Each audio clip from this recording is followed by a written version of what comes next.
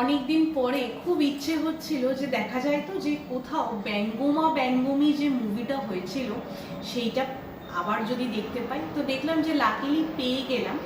তো এখনকার অনেকে জানি নেই বাবে আবার কি বলছে ব্যঙ্গমা ব্যঙ্গমি। হ্যাঁ, যখন আমি অনেক ছোট ছিলাম তখন আমাদের সামার ভ্যাকেশনে এই মুভিটা মা খুব দেখতো, আর মানে মা দেখতো, আমাদেরকে বলতো, গল্প বুঝতাম না তো, তারপরে বড় হয়েও দেখেছি। আজকে কেন জানি না ভীষণ নস্টালজিক লাগছে, মনে হচ্ছে আমরা না কোথাও কি খুব র্যাপিডলি আমাদের যে ছোটবেলাটা সেটা খুব র্যাপিডলি আমরা পিছনে হারিয়ে ফেলছি। রুমাল চোর খেলা, ছোঁয়াচে, মানে ওই যে কানামাছি ভৌ ভৌ।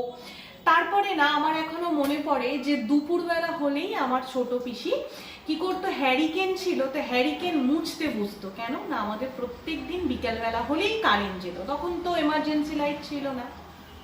খুব মিস করি ছোটবেলাটাকে, কিছুই ছিল না কিন্তু একটা অদ্ভুত তৃপ্তি ছিল। আশা করি সবাই একমত হবে, তাই না? টাটা।